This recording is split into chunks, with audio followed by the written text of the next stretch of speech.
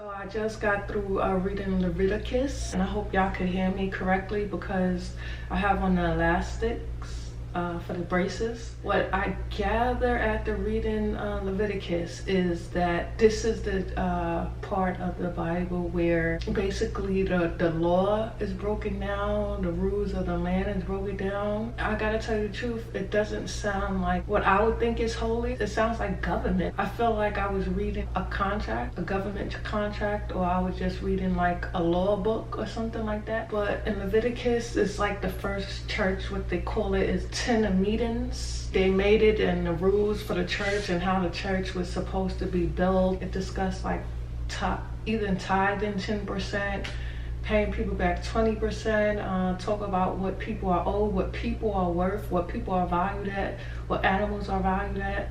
It sounds like slavery. And also I realized that there are multiple gods in this book. The Israelites have a God, and this is the God that made promises to Abraham, Isaac, and Jacob, and Jacob is Israel. This is their God's laws and rules. Their God is promising to make their people, basically make them the majority of the people in the world, and if they follow the rules, that everything that he promised Abraham, Isaac, and Jacob, it would continue. And if they don't follow his rules and his commandments and his decrees, he would take all of that back, and they would suffer and die from disease. And they're servants. They are servants to their God. They're servants because of what their God had done for them. They owe God back. The way their God was talking about taking the property from people and no one could pay them back sounds like a bank, or the government when the bank seizes your house and stuff. It's just how crazy, how similar their God sounds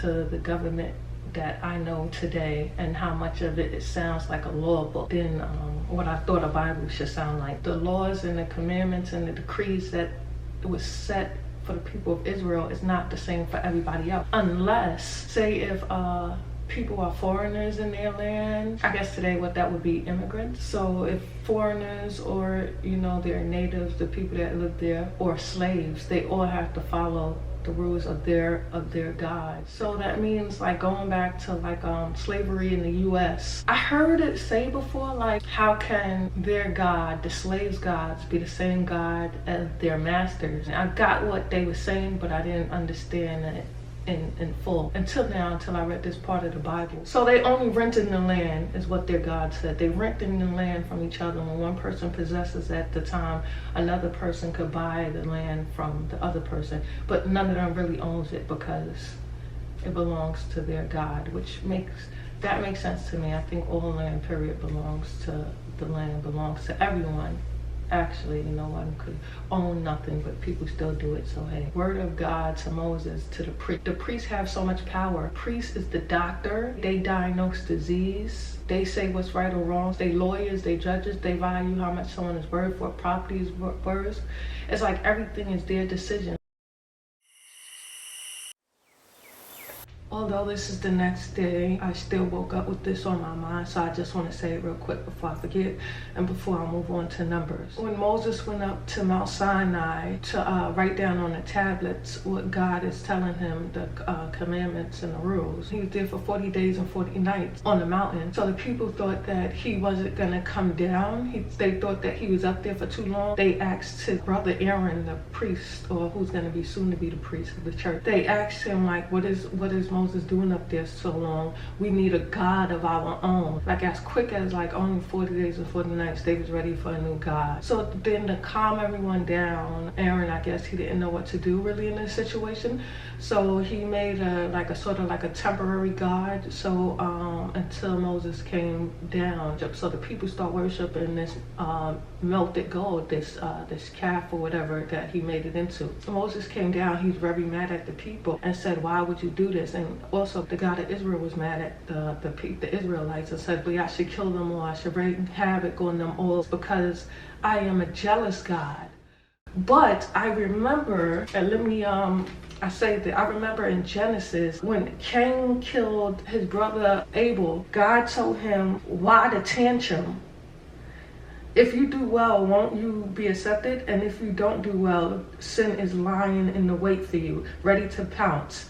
It's out to get you. You have to master it." Basically, The God that told, see, I'm going to say the God that told Cain because it just sounded like there's different gods, because from what was said before, it's very contradicting. Basically, he told Cain he has to master himself. He has to control his temper. The best that fits me to control emotions is meditation. That's for me though. Cain was jealous because God didn't accept his offering. When the people made a fake god to worship or something, when they melted the gold down to worship as a god, as their new god, God almost lost his temper on them. I would think that God would be above that, but Moses had to calm him down. The jealousy part, I don't get the jealousy part. Say, for instance, if I was a mother and say my child had this doll. We all know children have imaginations. They like to play house and stuff like that. Usually they would call the doll, like, this is my daughter. You know, we all laugh about it. You know, children do that, especially little girls do that, right? My child was to say, this is my mother, instead of saying this is my daughter, to the doll. As a mother, I wouldn't be jealous. I wouldn't do anything to my child, and I wouldn't feel any other way because it's a doll. And it doesn't mean nothing, right? Just like the melted calf. If that melted calf doesn't mean nothing, you understand what I'm saying? Why the jealousy? Why would God say I'm a jealous God over that? But the first murder that was documented in the Bible was Cain killing Abel. Or for jealousy. Now it's like you're continuing the jealousy? Like, no. Now, that same scenario, if I had a child and my child had a doll that she was referring to as mother. Say if my child was calling another woman, like my friend or just someone at daycare, a teacher or someone, and someone, if in my face too, if my child was like, mommy, mommy, to someone else, I would have to like look at myself like, why would my kid call another person mother? I would feel some type of way. The God in the beginning called himself the God of heaven, earth, and all the things. This is the God of Israelites. So now, if I'm the mother of all, if there's no other woman in the world than me, I can't get jealous of you calling anyone else mother, because no one is me. It doesn't matter. I know who I am. I am who I am. Proof to my point that there has to be more than one God. This can't be the same God as in Genesis. God in Genesis was mad at Cain for killing his brother, and this God is just like the God of Israel, is just murdering people left and right. Like, hey, I promise you this land and everybody's gonna die.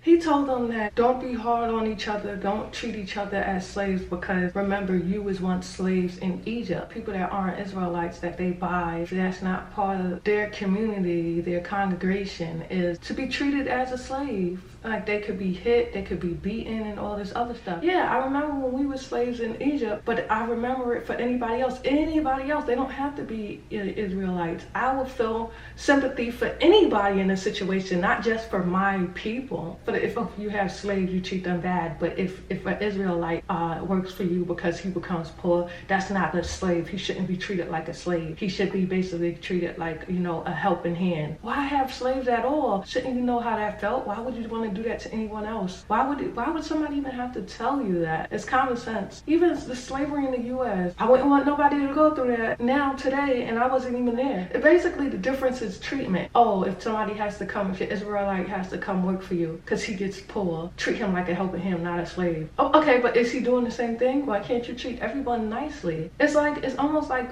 racism. They ask you how you are, and you just have to say that you're fine when you're not really fine, but you just can't get into it because they would never understand. 50th year of Jubilee. Okay, let me explain to you. It's the Sabbath. And Sabbath is like this. Every 7 years, the people of Israel are to harvest their food and their crop. But on the 7th year, they don't do nothing. And they just eat from like everything they have harvested in the 6 years. So the 7th year is the day that the earth rests. Nobody plants crops, nobody does anything, right? It's the Sabbath year, nobody does nothing. So it's every 7 years. So 7 times 7 is 49. And then, after that 49 is supposed to be that year of rest. So that makes 50 years. That's how Jubilee works. That's Jubilee. If you have workers or slaves that they're your property for 50 years and they could be released, after 7 Sabbaths pass, you're in Jubilee. Okay, it says right here, the male and female slaves which you have are to come from the surrounding nations. You are permitted to buy slaves from them. You may also buy the children of foreign workers who are living amongst you temporarily and from their clans which are living among you and have been born in your land. They become your property. You may will them to your children as property. Make them slaves for life. But you must not do the same thing to your Israel brother.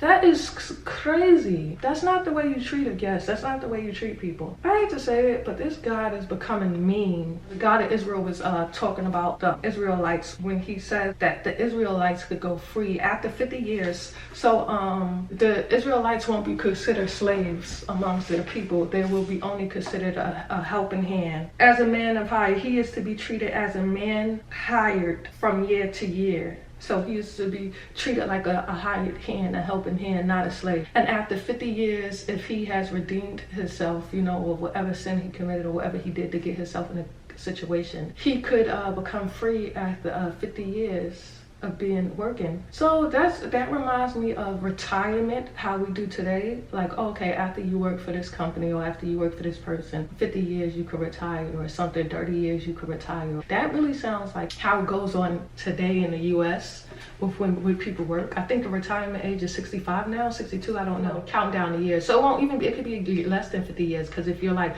20 years into the Jubilee, then you only have 30 years left, and then at the Jubilee you could go free. So it could be like, say if it's only the less years you have left until Jubilee, the better it is for you. You could retire early, I guess. This is retirement, but for the Israelites. But for a slave, you are to stay a slave for life. That's not nice at all. Then also says, okay, let me read that. If he is not redeemed in any of these ways, he goes free in the year of Jubilee, he and his children, because the people of Israel are my servants whom I brought out of Egypt. I am God, your God. I don't know, I haven't counted how many times God has said it or within Leviticus, but he says it a lot after like everything, after every decree. Is I am God, your God. I brought you out of Egypt. But think about it, these people, these were years. It ain't like the people that he's talking about. It's not the people, it's the descendants of the people that he brought out of Egypt. So I kind of understand that part, because it mentions, like, I think in Exodus, if not in Leviticus, that these people was walking from Egypt to where the place that was promised. Like, this went on for like 40 years. So this is a long journey. This isn't like they just went to one town and like a week they was in there, the city that was promised. No, they're building all of this and making all these rules before they even get to the place. They haven't even got to the place that was promised to them yet. And as I'm realizing how long it took for them to get, I see that you have to keep on reminding them, because they're the descendants of the people that you took from Egypt. So it's like, if you did something for my mother, and even though my mother grew up like, oh, this person was so nice to me, I might not feel the same towards them because they haven't done it for me personally. Like, I would acknowledge them, but probably after a while, like my faith in them or my gratitude to them won't be as strong as my mother's or my grandparents were. So I understand now better that he has to keep on reminding these people. Some of these generations that he's talking to were never in Egypt, was never born in Egypt. They was born along the way in the journey to the new land. So that's understand. So that I could leave on that note with the Leviticus. Like, that part I do understand. It did sound mean at first. It did seem like it was like kind of throwing it in their face, like, why you gotta keep on reminding them? But you know, when you think about it, there are just the generations of the Israelites